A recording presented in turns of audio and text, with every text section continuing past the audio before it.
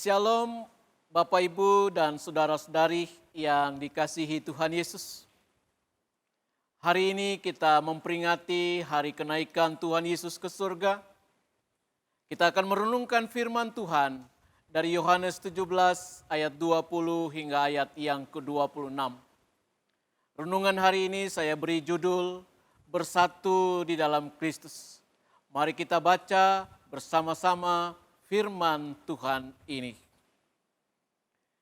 Dan bukan untuk mereka ini aku saja berdoa, tetapi juga untuk orang-orang yang percaya kepadaku oleh pemberitaan mereka, supaya mereka semua menjadi satu, sama seperti Engkau ya Bapa di dalam aku, dan aku di dalam Engkau, agar mereka juga di dalam kita, supaya dunia percaya bahwa Engkaulah yang telah mengutus aku.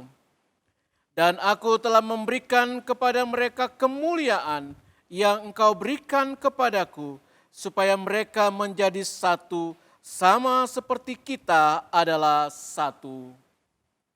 Aku di dalam mereka dan Engkau di dalam aku, supaya mereka sempurna menjadi satu, agar dunia tahu bahwa Engkau yang telah mengutus aku dan bahwa Engkau mengasihi mereka sama seperti Engkau mengasihi aku. Ya Bapa, aku mau supaya di manapun aku berada, mereka juga berada bersama-sama dengan aku. Mereka yang telah Engkau berikan kepadaku, agar mereka memandang kemuliaanku yang telah Engkau berikan kepadaku, sebab Engkau telah mengasihi aku sebelum dunia dijadikan. Ya Bapa yang adil, memang dunia tidak mengenal Engkau, tetapi aku mengenal Engkau, dan mereka ini tahu bahwa Engkaulah yang telah mengutus aku.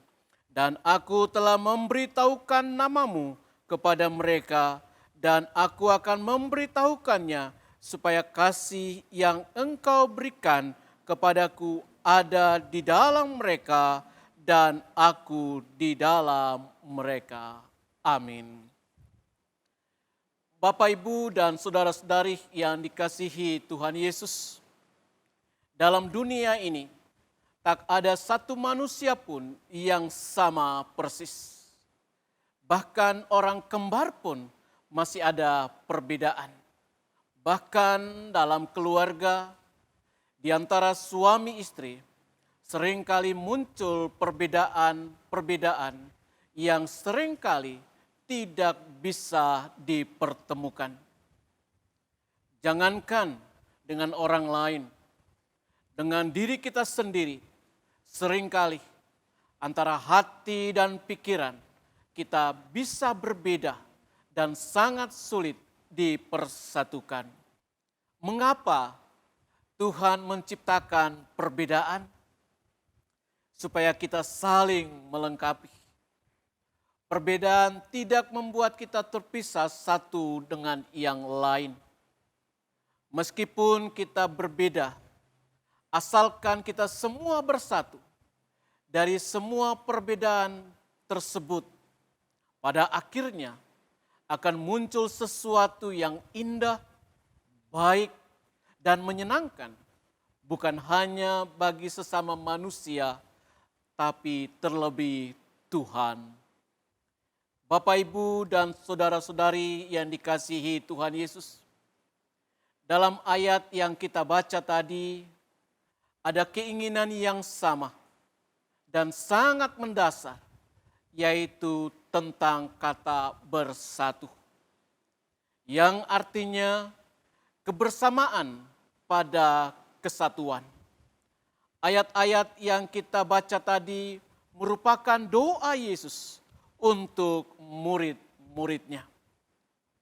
Yesus pasti sangat mengenal siapa dan bagaimana para murid.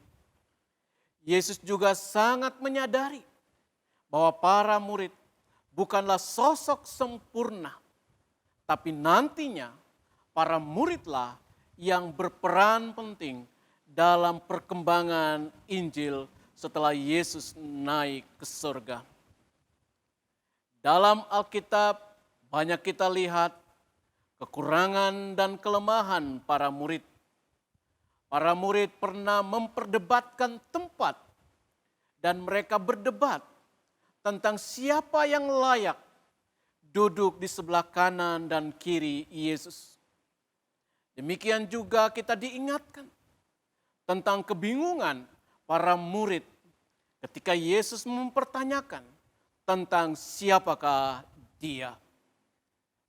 Dalam doanya untuk murid-muridnya ini, Tuhan Yesus minta pada Allah supaya Allah menguduskan mereka dan mengisi nilai baru dalam kehidupan para murid.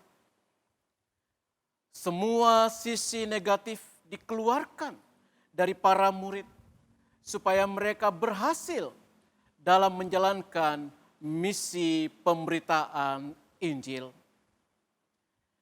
Bapak, Ibu, dan saudara-saudari yang dikasihi Tuhan Yesus, dari Yohanes pasal 17 ayat 20 hingga ayat 26 ini, ada dua hal yang dapat kita pelajari.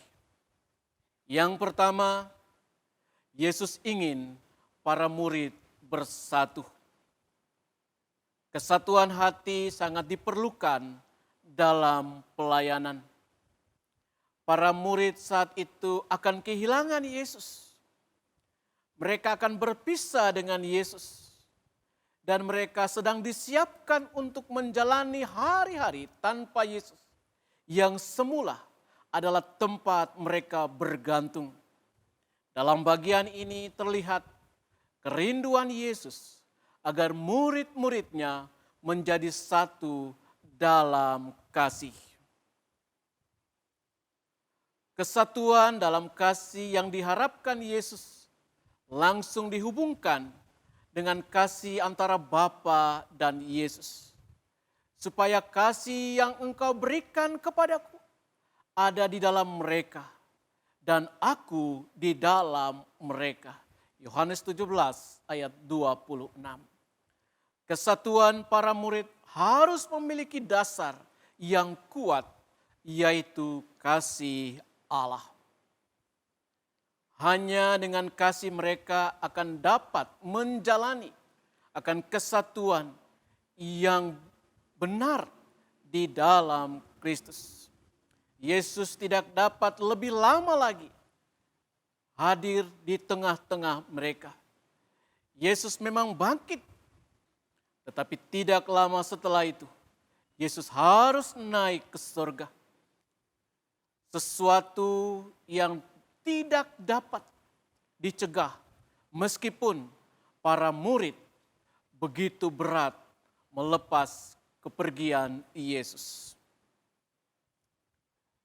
Jika Yesus tidak ada secara fisik bersama dengan mereka, maka satu-satunya cara supaya mereka dapat terus tinggal di dalam Yesus adalah dengan mereka menjadi satu untuk saling menguatkan, saling mengingatkan, saling mendukung, saling mengasihi satu dengan yang lain. Di dalam kesatuan orang Kristen,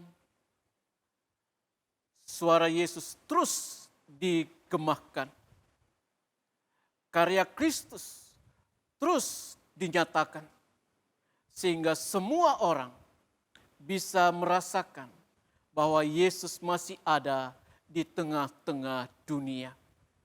Terus berkarya, terus menyatakan kasih kepada semua orang. Dan semua itu dimulai dari kesatuan sebagai tubuh Kristus.